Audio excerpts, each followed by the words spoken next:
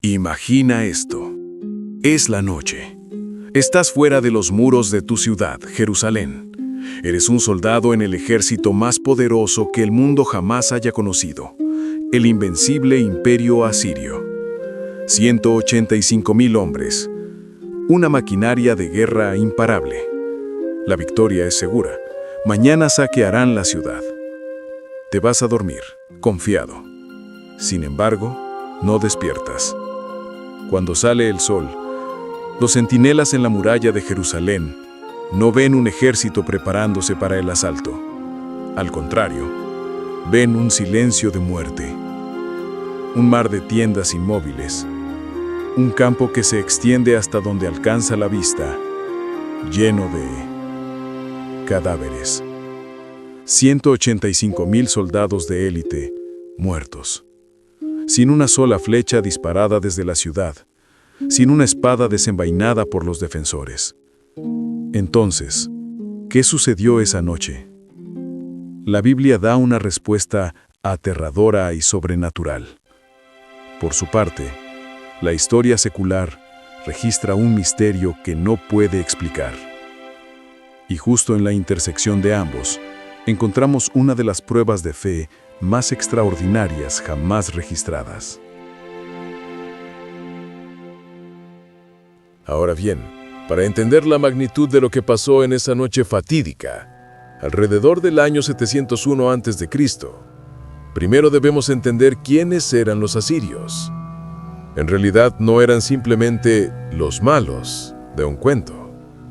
Eran la encarnación del terror. El imperio neoasirio fue la primera verdadera superpotencia militar del mundo. De hecho, su política no era solo la conquista, era el terrorismo psicológico y la subyugación absoluta. Sus reyes no solo derrotaban a sus enemigos, los desollaban vivos y colgaban sus pieles en las murallas. Empalaban a los líderes rebeldes. Asimismo, llevaban a cabo deportaciones masivas, arrancando a pueblos enteros de sus tierras para romper su identidad. Su ejército era una maravilla de la ingeniería antigua. Arietes, torres de asedio, arqueros de élite, caballería pesada y una infantería disciplinada. Por consiguiente, cuando el ejército asirio llegaba a tu puerta, tenías dos opciones: rendirte incondicionalmente y convertirte en un esclavo, o ser borrado de la existencia. Y al mando de este leviatán estaba el rey Sennacherib, un líder brillante, despiadado y sobre todo arrogante. Él se veía a sí mismo como un dios en la tierra. Por el contrario, al otro lado del tablero, tenemos un pequeño y testarudo reino, Judá, y su rey, Ezequías. Este había decidido hacer lo impensable, rebelarse. Fortaleció los muros de Jerusalén, construyó el famoso túnel de Siloé para asegurar el suministro de agua, y, lo más importante, confió en su Dios, Yahvé, para liberarlo. Sennacherib, por supuesto, vio esto como un insecto que necesitaba ser aplastado. El avance imparable y la guerra psicológica. Efectivamente, la campaña de Sennacherib fue brutal.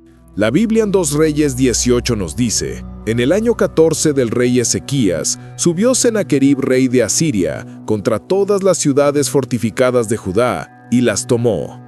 Es vital comprender que esto no es una exageración. Los arqueólogos han desenterrado la prueba más vívida de esto en la ciudad de Laquis. Sennacherib asedió Laquis y la destruyó con una crueldad metódica. Tanto es así que en su propio palacio en Nínive estaba tan orgulloso de esta victoria que la mandó tallar en relieves de piedra gigantescos, hoy visibles en el Museo Británico.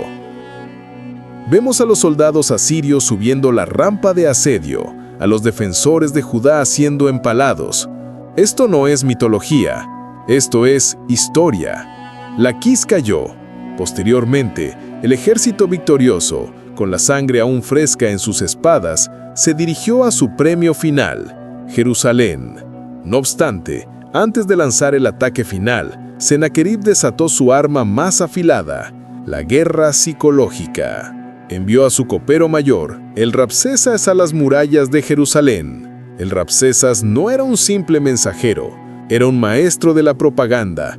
Se paró frente a los muros y en perfecto hebreo para que todos entendieran, comenzó a gritar. Su discurso, registrado en 2 Reyes 18, es una obra maestra de intimidación.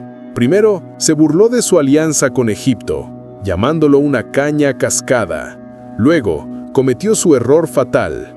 Se burló de su Dios. ¿No es a este Yahvé, aquel cuyos lugares altos y altares ha quitado Ezequías? Gritó. Y finalmente, lanzó la blasfemia definitiva. No os engaña Ezequías diciendo, Jehová nos librará. ¿Qué Dios de todas las tierras ha librado su tierra de mi mano, para que Jehová libre de mi mano a Jerusalén? El mensaje era claro, tu Dios es inútil. Ante esto, el pueblo en la muralla guardó silencio, aterrorizado. La oración desesperada y la profecía audaz. Bajo este contexto, el rey Ezequías estaba destrozado. La Biblia dice que rasgó sus vestiduras y se cubrió de cilicio. Se había quedado sin opciones. Su ejército era minúsculo, sus aliados inútiles, su enemigo invencible. En consecuencia, hizo lo único que le quedaba: oró. Su oración en 2 Reyes 19 no es una petición militar, sino una defensa del honor divino. Ezequías básicamente le dice a Dios: Señor, han blasfemado tu nombre, ahora sálvanos, para que todos los reinos de la tierra sepan que solo tú, Jehová, eres Dios. Simultáneamente, Ezequías envió mensajeros al profeta Isaías. La respuesta de Isaías es una de las declaraciones más audaces de toda la Biblia. Mientras el ejército más grande del mundo acampaba afuera, Isaías envió este mensaje de parte de Dios: ¿A quién has vituperado y blasfemado? Contra el Santo de Israel. Y acto seguido, la profecía. Por tanto, así dice Jehová acerca del rey de Asiria: no entrará en esta ciudad, por el camino que vino, volverá, porque yo ampararé esta ciudad para salvarla. 2 Reyes 19, 32 al 34. Detente un momento e imagina la fe que se necesita para creer eso. Es como si un líder hoy frente a una invasión mundial dijera: no dispararán una sola bala, se irán a casa.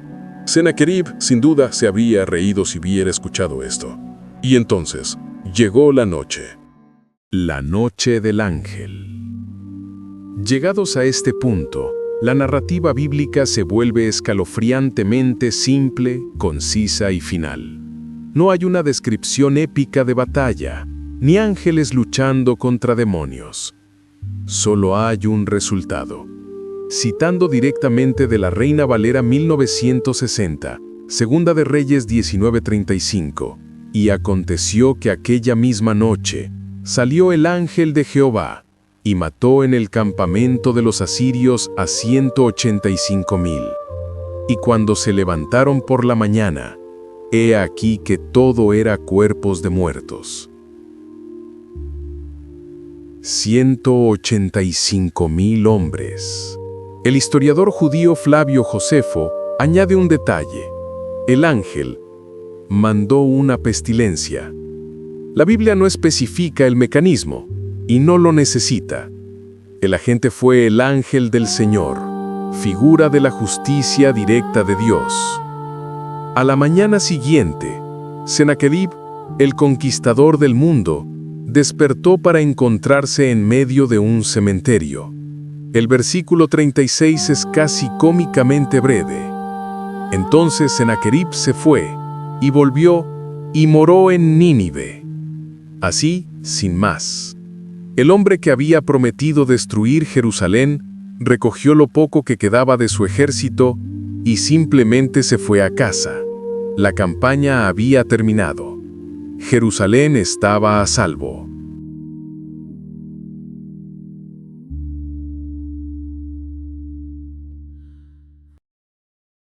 Aquí es donde la historia se pone realmente fascinante.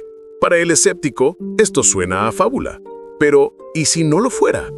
Analicemos qué dice la historia. Sennacherib, como todo rey asirio, era un propagandista. Escribió sus anales en el prisma de Taylor, y sí, habla de su campaña contra Judá. Dice: en cuanto a Ezequías, lo encerría en Jerusalén, su ciudad real, como a un pájaro en una jaula. Presume del botín y de haber encerrado a Ezequías. Sin embargo, noten lo que no dice. El rey, cuyo modelo era la aniquilación total, nunca afirma haber conquistado Jerusalén. Simplemente dice que lo encerró. ¿Y luego qué? El prisma calla. Hay un silencio ensordecedor. ¿Por qué no mencionar la captura de su premio principal? Evidentemente, el silencio de Sennacherib es la pieza de evidencia más condenatoria. Un agujero que 2 Reyes 19:35 llena perfectamente. Por otro lado, avancemos unos 250 años. El historiador griego Heródoto escucha en Egipto una historia sobre Sennacherib. Escribe que, una noche, una hueste de ratones de campo descendió sobre su campamento y devoró sus aljabas y arcos. A la mañana siguiente, el ejército desarmado huyó. ¿Ratones? Suena ridículo, pero muchos eruditos señalan algo crucial. En el mundo antiguo, los ratones eran símbolos de la peste. Dicho esto, ¿es posible que Heródoto esté registrando un eco histórico del mismo evento? ¿Una plaga catastrófica que mató a miles en horas? Además, hay una última parte de la profecía. Isaías predijo que, al volver, Sennacherib moriría a espada por sus propios hijos. ¿Qué dice la historia? De hecho, los registros confirman que en el 681 a.C., Sennacherib fue asesinado por sus hijos en un templo. En resumen, ¿qué tenemos ante nosotros? La Biblia dice: un ángel mató al ejército. La arqueología dice: lo encerré y luego me fui a casa misteriosamente. La historia griega dice: unos ratones, peste, destruyeron su ejército. Y la historia babilónica confirma: el rey fue asesinado tal como se profetizó. Pero, para el cristiano, esto es una prueba innegable de la soberanía de Dios. La blasfemia de Sennacherib fue respondida no con argumentos, sino con un silencio devastador. Por otra parte, para el escéptico, sigue siendo un misterio. ¿Fue una plaga virulenta? Quizás. Pero aun si buscamos una explicación natural, el momento es milagroso. Que la plaga golpeara justo la noche después de la profecía y la blasfemia, eso en sí mismo requiere un tipo diferente de fe para creerlo una coincidencia. A veces, la historia no registra batallas, registra intervenciones. Este no fue un choque de ejércitos, fue un choque entre el orgullo del hombre y el poder de Dios. Esto fue Sagrada Historia Bíblica.